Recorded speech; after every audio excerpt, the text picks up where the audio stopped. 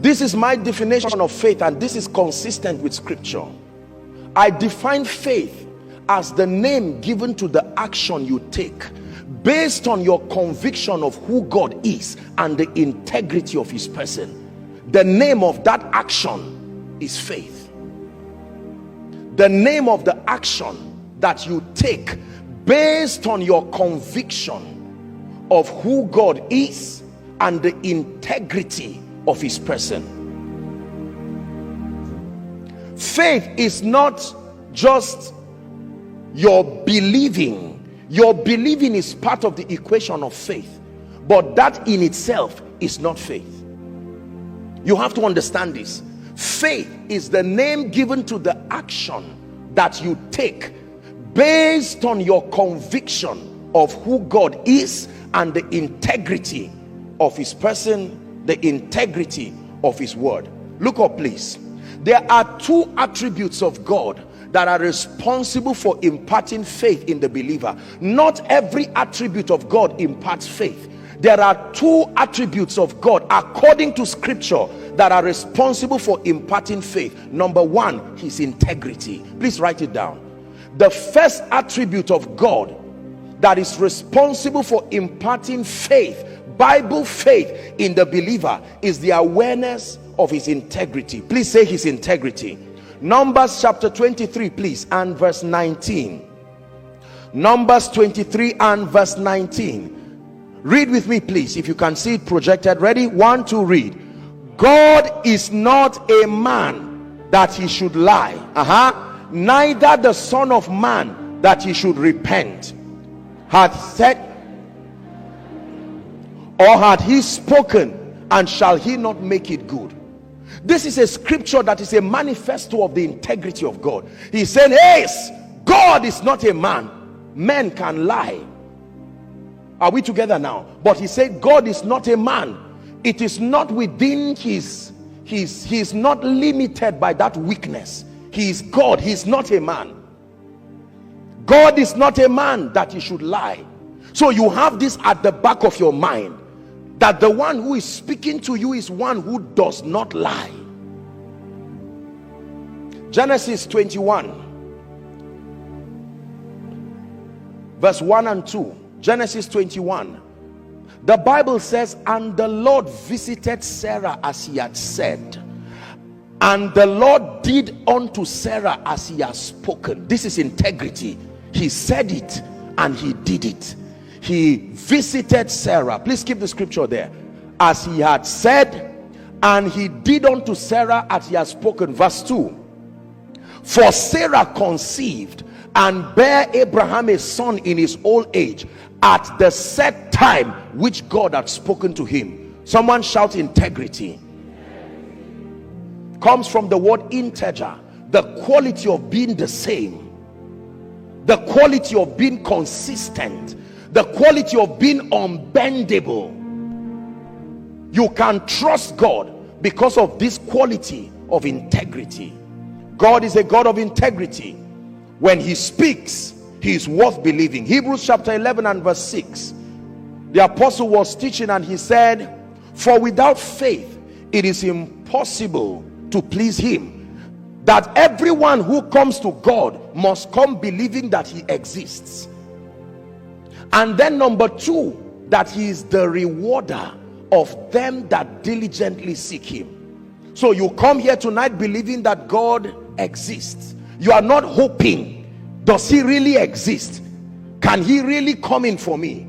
The Bible says you must come believing that he exists, and then that he's the rewarder of them that diligently seek him. Are we blessed?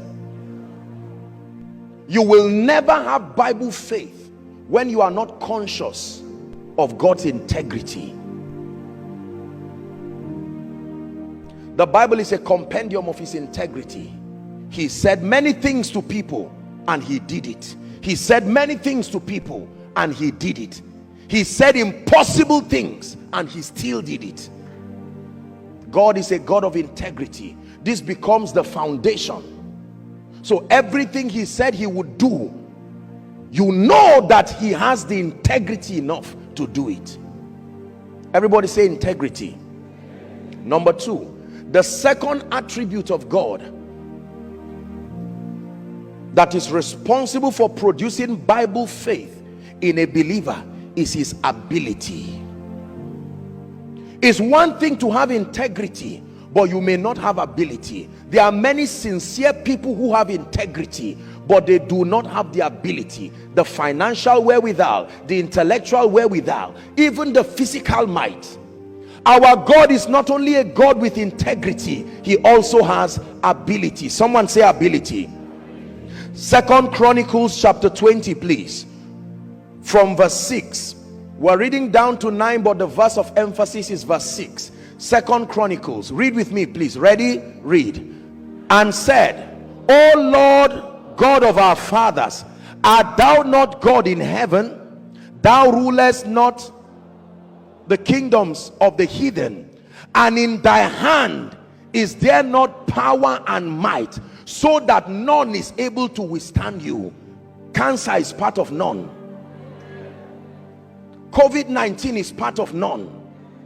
All kinds of limitations come under this group. That, Lord, are you not so powerful such that none is able to withstand you? Next verse. We're reading to verse 9. Art not thou God who didst drive the inhabitants of this land before thy people Israel, and gavest it to the seed of Abraham thy friend forever? And they dwelt therein, and have built thee a sanctuary therein for thy name. The last verse.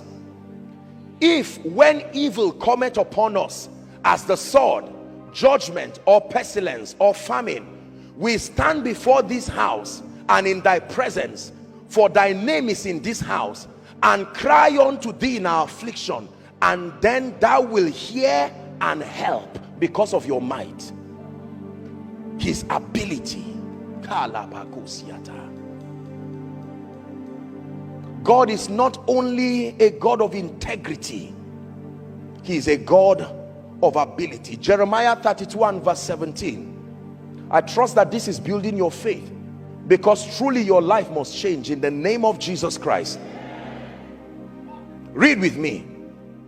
Our Lord God, behold, thou hast made the heavens and the earth, not just with your intelligence. It took more than intellect to create. You made it with your great power and stretched out arm, and there is nothing that is too hard for you.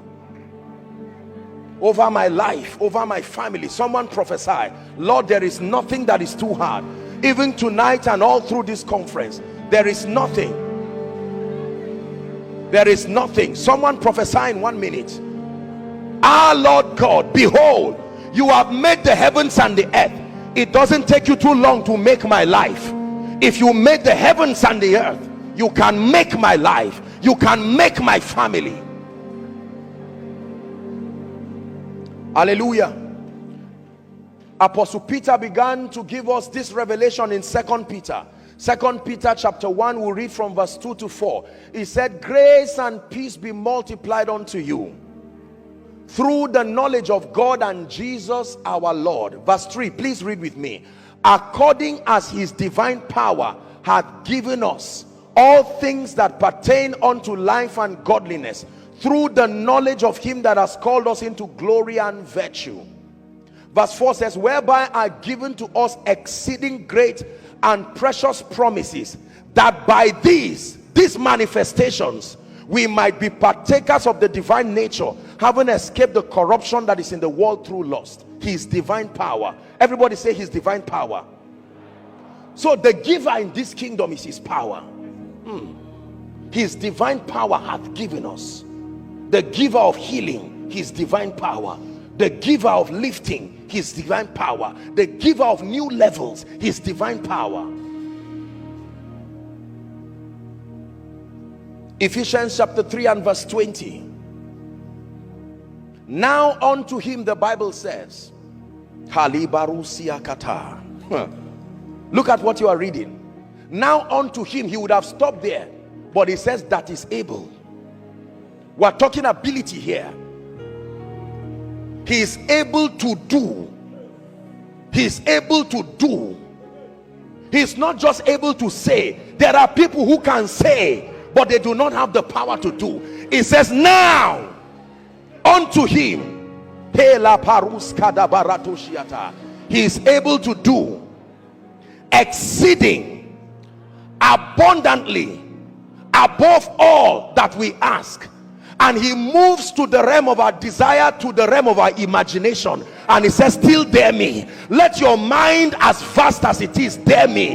He says he can do above all that we ask and all that we think, according to the power that worketh in us.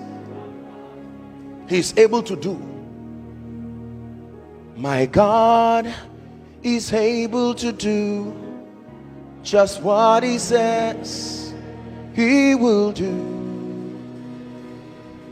He's gonna fulfill every promise to you. Don't give up on God, 'cause he won't give up on you. He's able.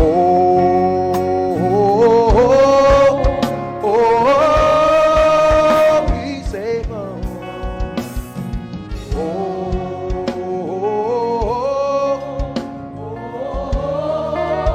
He's able. This is the God of heaven.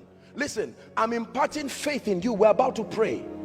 His integrity, his ability, these are the attributes of God that impart Bible faith. So when I come believing, Lord, I come believing that you are a God of integrity, but then you are also a God that is all powerful. The contest in Egypt was a display of ability. The gods of Egypt, they would bring something and God would come and counter it. The last of it was the mystery of blood. And he took the firstborn, and Pharaoh said, who is this? Who is this? He said, who is like unto thee, O God? Above the gods there is none. For you to conclude, there must have been a context. Creator of the universe, what can't you do? What can't you do, Jesus? One more time, sing it with understanding. Creator of the universe, what can't you do? What can't you do, Jesus? He's the name above every other name. You're the name above every other name. What can't you change? What can't you change, Jesus? You are able, great and mighty God. You are able, Jesus. Just the voices. You are able. Listen to what you are saying. Great and mighty God.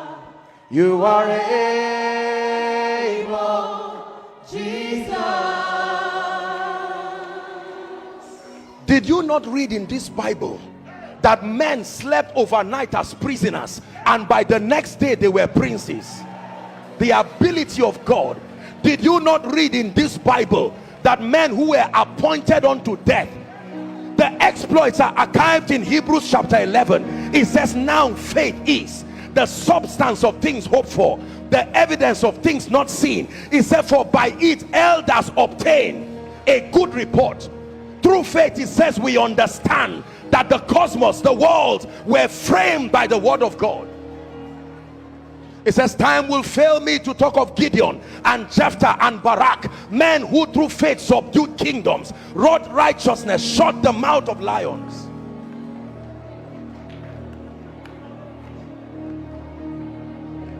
I believe him. You're not a man, no, you're not a man. You're the God who opens doors no man can shut. You're not a man, oh, You're the God of everything. No one like you. No one like you, Jesus. No one like you. No one like you, Jesus. No one like you. No one like you. No one like you. You're the God of